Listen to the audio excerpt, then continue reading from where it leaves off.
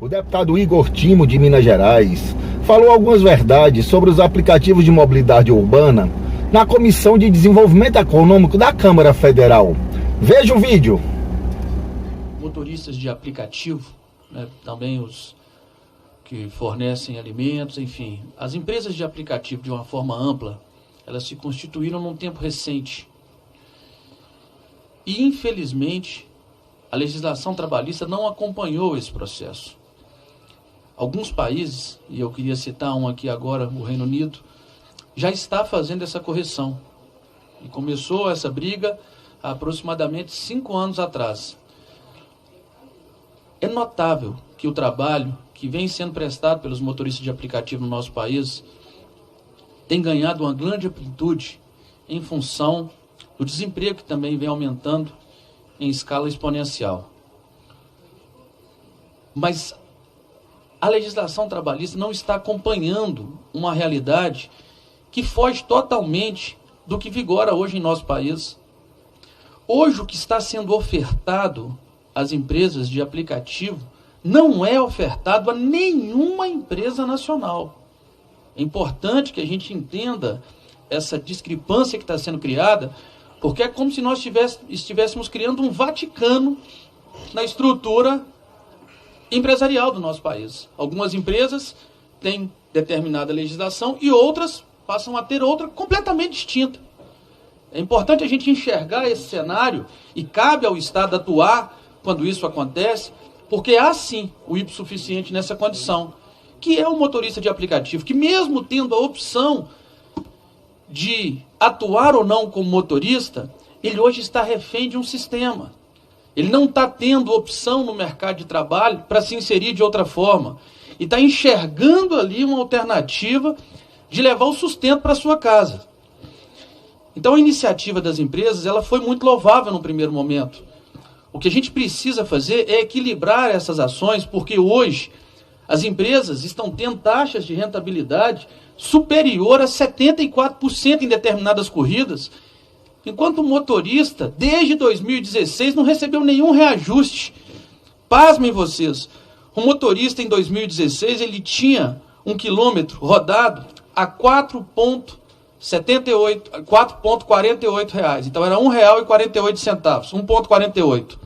Hoje, e a gasolina custava R$ 2,29. Hoje, o quilômetro rodado está saindo a 0,84 centavos com a gasolina a 5,89. Isso é a realidade que está implementada hoje para esses prestadores de serviço. Mas o ponto-chave que eu quero trazer para vocês é o seguinte. Se nós oferecermos para as empresas nacionais a mesma condição que está sendo ofertada para as empresas de aplicativo, nós corremos na condição de acabarmos com o desemprego no nosso país. Porque se nós pudermos contratar na condição que elas estão contratando, sem vínculo trabalhista, sem encargo social, com a tributação mínima, levando o recurso para fora do país, para ser investido em outros países, se isso puder ser feito por outras empresas nacionais, eu tenho certeza que vai estimular em muita geração de emprego no nosso país. E agora o principal mal que está sendo causado por isso, e que a gente precisa se ater, aonde quem está na ponta da cadeia está pagando, é que essas empresas interferem diretamente no transporte público, que é calculado pelo rateio. Quando você tira uma massa significativa que passa a usar esses aplicativos como forma de transporte e deixam de usar o transporte público, você diminui a taxa de divisão e aumenta o custo para quem está usando o transporte público. Isso não foi dito por mim, não. Isso foi dito na Comissão de Viação e Transporte por especialistas da área. Ou seja, isso ainda está sobrecarregando quem usa o transporte público. Está pagando taxas mais altas por isso. Além de usar a nossa malha asfáltica e não contribuir para a sua reparação, além de usar o nosso sistema de saúde e não contribuir com o mesmo. Então hoje a empresa de aplicativo paga no país, basicamente, ninguém sabe nem como isso é aferido ainda, não há uma demonstração clara de como é feita essa aferição, ISS. Como a sua sede, você está maior hoje em São Paulo, ela paga R$ 2,90. O motorista paga o ISS, o imposto de renda, o IOF, o IPVA, a contribuição social, a gasolina, a manutenção do seu veículo, o seguro obrigatório, enfim, a internet para poder fornecer o sistema de serviço. Então, essa cadeia está totalmente desalinhada. E é fácil perceber isso, porque quando esse serviço começou há um tempo atrás, você tinha motorista de terno, gravata, aguinha, balinha, e hoje você não encontra mais isso. E você fala assim, ô Igor, mas por que esse serviço ainda não foi encerrado? Por um motivo muito simples. Por um motivo muito simples. O motorista que se sujeita a essa condição, muitas vezes, quando ele começa essa prestação de serviço, ele tem toda a sua infraestrutura necessária, que vai se deteriorar com o passar do tempo. Então, há um lapso temporal que vai fazer com que ele a perca, inclusive colocando em risco, talvez a coisa mais importante que ele tem, pelo menos foi assim que eu aprendi no meu núcleo familiar, o nome. Porque quando o veículo que ele começou o trabalho começar a ter problemas e necessitar de manutenções, ele já vai ver que o custo não vai conseguir ser compatível. Quando esse veículo tiver que ficar por um tempo considerável na oficina fazendo o seu reparo, ele vai ter que locar um veículo para prestar o serviço. E aí começa o efeito colateral da bola de neve. Ele vai começar a ter um custo realmente insustentável, ao ponto de perder o seu nome quando a locadora o acionar por não ter conseguido pagar pelos custos do veículo locado. Trabalhando cerca de 14 a 16 horas por dia. São informações que foram adquiridas com os próprios motoristas. E uma coisa que eu acho extremamente injusto, presidente. Hoje, o formato como o aplicativo funciona é no mesmo formato de um caça-níquel. Só dá para casa. No primeiro momento, quando você se inscreve, você entra numa linha premiada, que começa a ter todas as diretrizes para que você se vincule ao processo. E com o passar do tempo, quem entra depois de você vai ter essas mesmas prerrogativas, e você vai ficando mais para o canto, as suas corridas já não serão mais a mesma. Então, na verdade, o sistema só funciona em função das empresas. Nós precisamos deixar isso muito claro. Só funciona em função das empresas. Eu sou da iniciativa privada, eu defendo o lucro, eu acho que o empresário realmente tem que trabalhar, ter lucro, sem problema algum.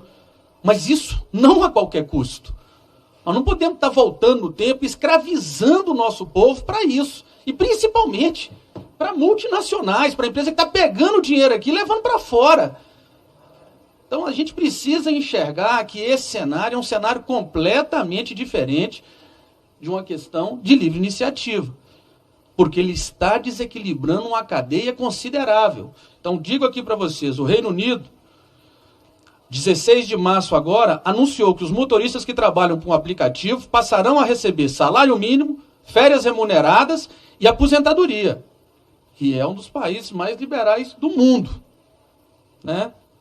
E essa mudança é consequência de uma longa batalha judicial, iniciada pelos motoristas em 2016, pelos seus direitos trabalhistas, e que trabalham com esse serviço. A empresa informou que a expectativa é que a decisão não aumente as tarifas para os clientes. O salário base será oferecido pela Uber britânicos, terá de ser analisado pelo salário mínimo nacional, pago aos trabalhadores com mais de 25 anos no país, equivalente a R$ 70 por hora trabalhada.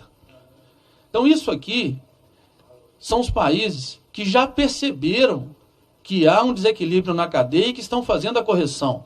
E o Brasil tem total condição de fazer isso, haja vista que hoje é o segundo maior na rentabilidade das empresas de aplicativo. Então, quem está pagando essa conta é o nosso povo e o nosso Estado.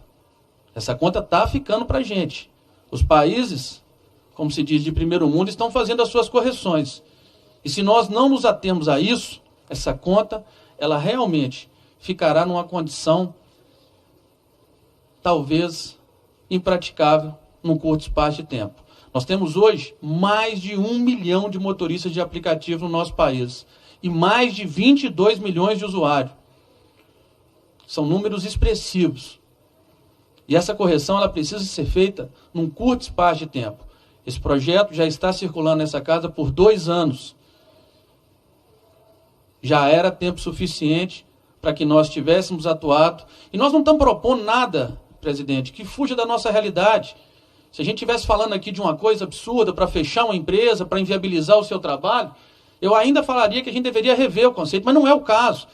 O próprio governo tem no seu caderno do Ministério do Planejamento limitações para contratação e limitações inferiores à que eu estou propondo no projeto. Hoje, para você prestar serviço para o governo, na área de prestação de serviço, você tem taxa máxima de 6% de lucro e de 7% de taxa administrativa. Então, você já tem fixado no país hoje. Se achar que os 10% não está bom, tem um projeto a pensar de 15%, que seja. Mas o que a gente não pode fazer, e essa foi uma forma que nós encontramos de fazer uma justiça com um curto espaço de tempo. Porque a coisa vai andando e vai desencadeando. Nós não estamos aqui inviabilizando, não estamos tratando de uma empresa específica, apesar de termos uma que se destaca no cenário. Isso aqui vale para todas as empresas de aplicativo. E digo mais, nós precisamos aferir muito bem o que essas empresas têm feito no nosso país. Porque a gente vê falar que elas estão tomando prejuízo. Ora, uma empresa que tem a maior frota de veículo do mundo, sem saber quanto custa uma gota de gasolina, quanto custa 1 centavo de manutenção, sem ter uma relação trabalhista, faturando até 74% de uma taxa de corrida. Está tomando prejuízo? Isso seria cômico se não fosse trágico, né? A sensação que eu tenho é que com a história dessa, presidente, nós estamos à beira da banana começar a comer o macaco. O processo está se invertendo totalmente, né? E estamos sendo tratados como bobo da corte nessa história. Então, nós não podemos permitir que isso continue acontecendo no nosso país. Passou da hora da gente fazer essa correção. Nós não estamos falando de nada que fuja da realidade. Uma empresa hoje que não tem custo praticamente nenhum na sua operação, tem uma taxa de 10%, é muito louvável. Ela vai continuar se mantendo perfeitamente, com bons lucros. Enfim, isso eu tenho plena convicção porque eu tive a oportunidade de conhecer o outro lado da mesa. Fui empresário e fui premiado por ser um dos maiores geradores de emprego do estado de Minas Gerais. Sei exatamente o que estou falando, falo com propriedade, não estou aqui naquela linha de discurso que o pessoal muitas vezes questiona, de sindicalista, enfim. Nunca fui procurado por motoristas para isso, apenas me atinei. E resolvi fazer um cálculo natural que qualquer empresário faz com facilidade, de custo, para demonstrar de forma muito clara, e é fácil, qualquer um pode fazer esse custo. Calcula quanto custa um veículo, calcula o custo das suas manutenções, o custo da quilometragem rodada, quanto que você vai ter de tributação e analisa quanto que você ganha por hora nessas corridas. É muito fácil fazer esse cálculo e ver que os motoristas hoje têm uma rentabilidade inferior a um salário mínimo, o que é proibido pela Constituição. Então, se tem alguém hoje que, de fato, está transgredindo as leis do país, esse alguém não é esse projeto, e nem esse propositor. Esse alguém são as empresas que estão fazendo isso, escravizando o nosso povo, e nós vamos continuar trabalhando para acabar com isso. Entre os vários aspectos abordados pelo deputado no vídeo, a limitação da taxação dos aplicativos em 10%, no meu modo de ver, seria o mais interessante para nós, motoristas por aplicativo. Esta é a minha opinião. Deixa a sua no comentário do vídeo. Que a nossa luta continue e que em breve nós tenhamos uma regulamentação justa para todos. E fiquem todos na paz.